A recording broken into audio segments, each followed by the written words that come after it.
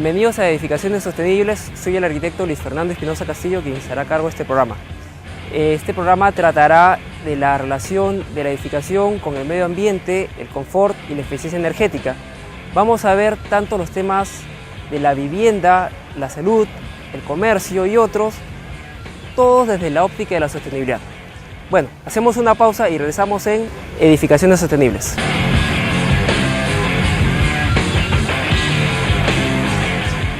Nos encontramos con el ingeniero Rafael Espinosa, estamos en este momento en la UNI, él es el director del Centro de Energías Renovables de la UNI. Lo que nos importa en este momento enfocar es el tema de la vivienda sostenible.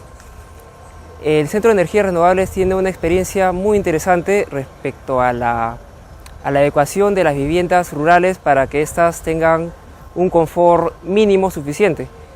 En toda la Facultad de Arquitectura siempre se habla de contar con condiciones de confort. Sin embargo, hasta ahora poco se ha podido hacer de manera sistemática y concreta en el tema rural. Para eso nos encontramos con el ingeniero Rafael Espinosa. Buenas tardes, ingeniero, ¿cómo está? Hola, ¿cómo está? Ante todo, quiero que explique qué significa CERUNI. El CERUNI es el Centro de Energías Renovables de la Universidad Nacional de Ingeniería. Somos actualmente un órgano de apoyo investigativo de la universidad. Así lo somos desde el año 2000. Antes de eso fuimos parte del Instituto General de Investigación con un proyecto de investigación multidisciplinaria y se sostiene básicamente por actividades en torno al uso de la energía solar y sus tecnologías. Y al nivel de la UNI tenemos una experiencia de casi 30 años, ¿no? Colega de la Facultad de Ciencias, colega de la Facultad de Mecánica fundamentalmente y ocasionalmente colega de la Facultad de Arquitectura, de la Facultad de Química, y últimamente hemos enfocado nuestro trabajo en el área de las edificaciones rurales, movidos o tocados por los efectos del famoso friaje, ¿no?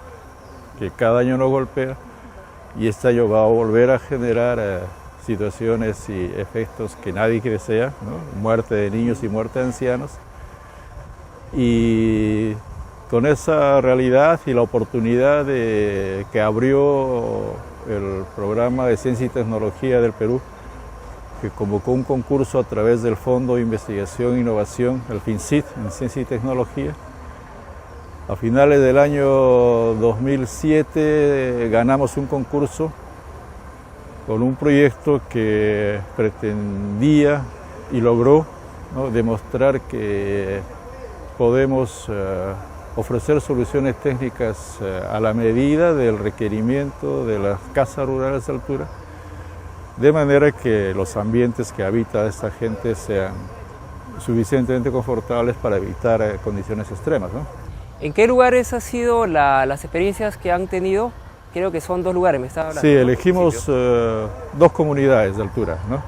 Una relativamente cerca de Lima, en Ayacucho, la provincia de Vilcas Huamán. La comunidad se llama San Francisco de Raimina y está a 3.700 metros de altura sobre el nivel del mar. Y la otra comunidad es de Puno, en Chucuito. La comunidad se llama Vilcayamas Arriba, a 4.500 metros de altura sobre el nivel del mar. Y esas 2 comunidades las ubicamos porque en ellas ya habíamos hecho trabajos previos, proyectos previos, de una u otra forma, las conocíamos. Y como que representaban, por lo menos geodésicamente hablando, a las regiones Suni y Puna del Perú, ¿no?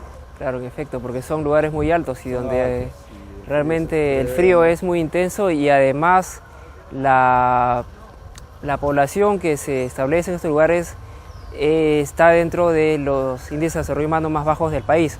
Entonces es muy importante el trabajo que está haciendo el Centro de Energías Renovables a través de, bueno, en este momento el director, que es Rafael Espinosa. Ingeniero Rafael, quisiera también que nos cuente sobre la casa o sobre lo que han logrado hacer en estas experiencias, que en principio, qué cosas, como problemas que han encontrado, qué problemas han habido al llevarlas a cabo, ¿no? Bueno, el proyecto se diseñó de acuerdo a la configuración geográfica y las características de cada una de las viviendas, los objetivos que nos planteamos y un poco también el horizonte económico que teníamos en cuanto a la financiación que podíamos lograr. Y entonces decidimos hacer modificaciones en una casa de cada una de las dos comunidades y luego construir una casa también en cada una de las dos comunidades, naturalmente con las coordinaciones y consentimientos locales. Y lo primero que hicimos en cada comunidad fue un estudio, un diagnóstico térmico ambiental en la casa donde íbamos a habitar, ¿no? Para tomar medidas de temperaturas de los ambientes interiores, ambientes exteriores, hacer levantamiento de información que nos permita conocer mucho más de cerca a la comunidad, sus costumbres, sus aspiraciones, sus potencialidades. Y de esa manera pudimos tener una imagen bastante completa de la comunidad, ¿no? Digamos que física y social y económicamente hablando. Y luego, sobre la base de las mediciones que hicimos en las casas existentes, ¿no? Proyectamos esa realidad actual, ¿no? Usando un programa de simulación computacional, ¿no? De uso libre, que es el Energy Plus, y se hizo varias simulaciones, ¿no? Hemos aplicado técnicas conocidas y no estamos inventando la pólvora, ¿no? Encontramos que las casas tenían tres grandes fuentes de pérdida de calor, ¿no? O sumideros de calor, como se llama técnicamente. Uno es el techo, que en un caso era de calamina, en el otro, bueno, un poco más protegida en Puno. Pero la calamina es una ventana abierta a la pérdida de calor, ¿no? Si bien es más fácil instalarla, es pues una desventaja que naturalmente se le agrega en la casa desde que se la construye. La otra fuente de pérdida de calor es el piso de las viviendas, que es tierra, la tierra del lugar, y el subsuelo es húmedo, porque normalmente son ambientes lluviosos, ¿no? Y entonces la humedad sube por ahí y el calor se fuga. Claro. Y la tercera gran pérdida de calor era los malos encajes de puertas y ventanas, o rendijas, ¿no? Sí, pues. O el apoyo de calamina sobre la pared, que deja orificios, huecos, o ventanas rotas, etcétera, ¿no? Y la propuesta fue primero eliminar esa fuente de pérdida y luego agregar calor a la vivienda, ¿no? Sí, sobre ese punto quisiera también que lo toque porque es muy importante, que son las fuentes activas de calor, ¿no? En este caso, tengo entendido que han utilizado el concepto de la cocina mejorada, que de alguna manera también produce calor interior, ¿no? Claro, el objetivo era nada más lograr el confort térmico al interior de la vivienda sobre la base del calor solar, ¿no? Claro. Y eso se ha logrado. En adición al calor solar, logrado evitando que se pierda y usando algunas técnicas para introducir más calor a la vivienda, como las claraboyas o ventanas en el techo o invernaderos adosados, etc. La cocina mejorada es un agregado que mejora el ambiente interior o contribuye a no hacerlo muy contaminante por efecto del humo. Claro. Y es una fuente de calor de respaldo, si se quiere, ¿no? De respaldo para los casos en los que por cualquier motivo el sol no logra aportar todo el calor que se requiera por días inesperados, o simplemente porque el mismo uso de la vivienda genera entradas y salidas de gentes, aperturas y cierres de puertas, y naturalmente es un sistema técnico de la vivienda que con el correr del tiempo el usuario va a aprender a administrarlo, ¿no? Indudablemente. Claro, porque a diferencia de lo convencional, todo lo que implica sistemas constructivos va a indicarle al usuario que va a tener que hacer una serie de intervenciones, y eso va a suponer también que la casa va a tener vida no solo por sí misma, sino también el usuario le va a dar, es decir, no solo va a tener que controlar el calor, sino también de alguna manera administrar cómo abre la puerta, qué tanto la apertura, porque esos son los puentes por donde puede salir el calor a través del aire, ¿no?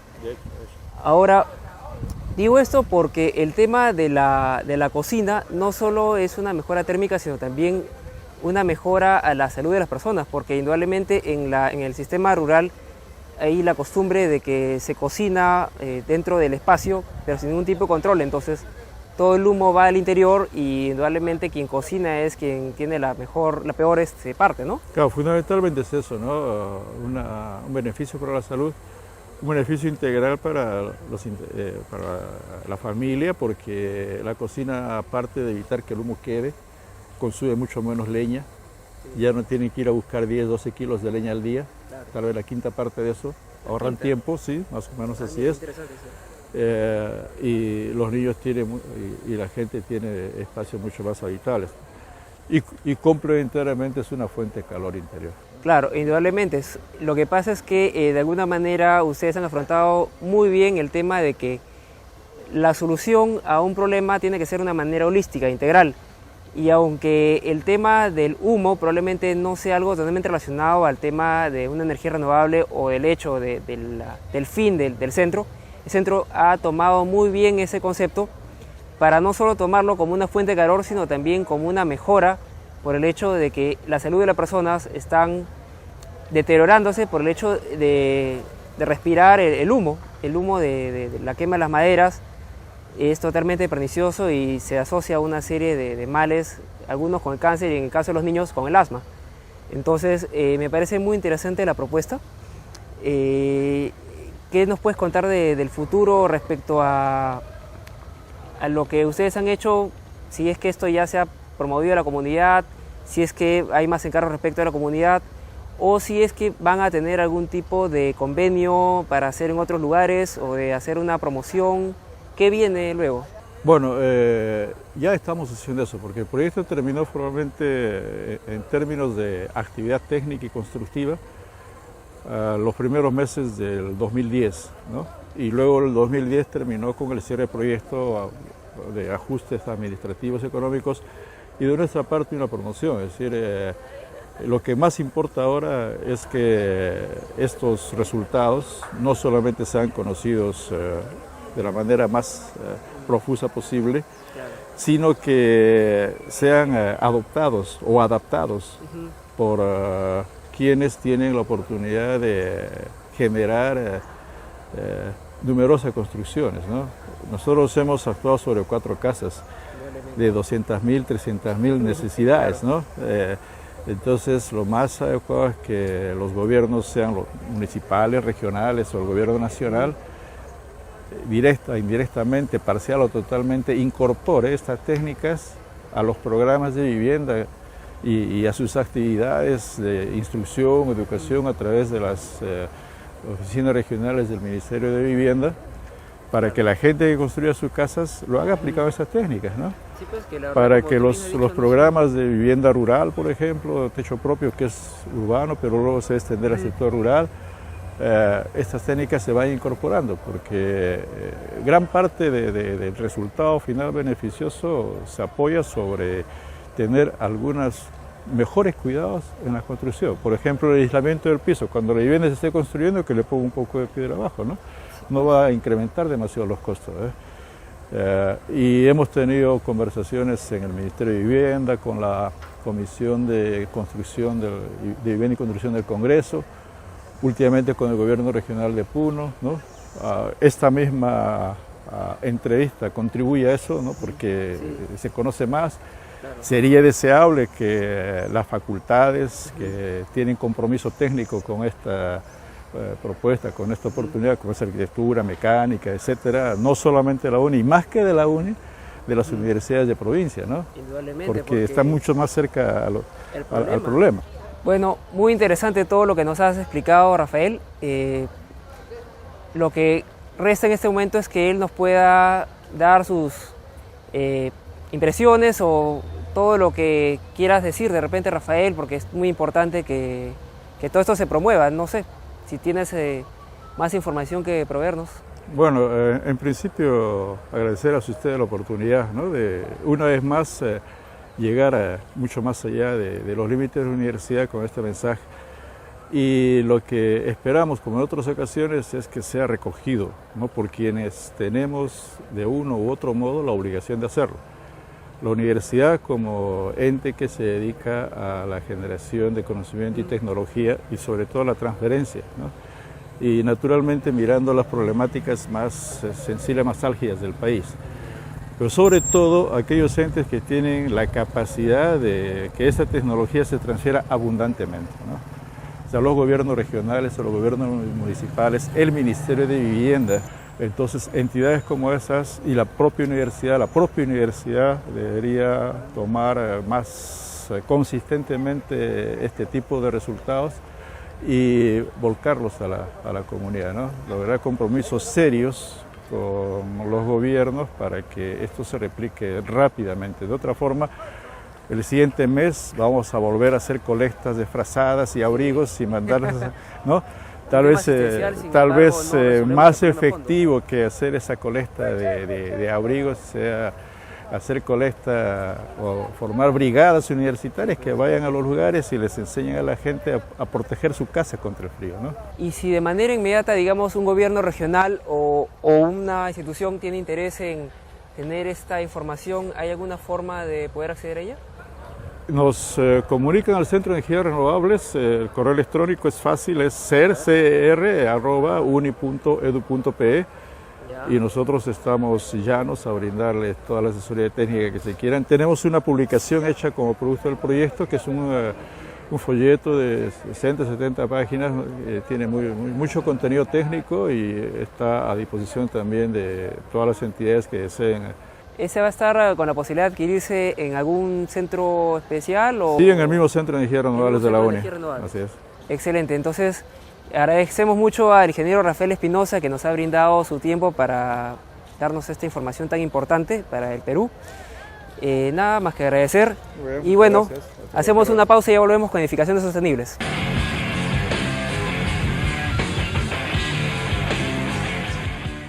Hola, soy la arquitecta Susel Biondi y les voy a contar sobre mi experiencia en la docencia y en la práctica arquitectónica. Bueno, yo enseño en la Universidad Católica, en la Facultad de Arquitectura, y doy unos cursos con otros profesores que se llaman tecnologías y hablan justamente de las tecnologías para la sostenibilidad en la arquitectura, y otros cursos de diseño, ¿no?, de taller de diseño también en conjunto con otros profesores. Y en la práctica profesional trabajo en esta oficina, que es una casa restaurada, es una antigua casita chorrillana que la encontramos un poco en ruinas y la hemos recuperado, y además genera un ambiente bonito, ¿no?, trabajar en algo que es culturalmente sostenible, digamos, ¿no?, que recupera la calle, recupera memorias del lugar, de historia. Y bueno, y trabajamos en el tema de sostenibilidad, que justamente tiene que ver con el cuidado de la ecología, pero también el cuidado de un pasado histórico y de una cultura del lugar que nos interesa mucho proteger, ¿no? ¿De qué se trata la arquitectura sostenible? Se trata de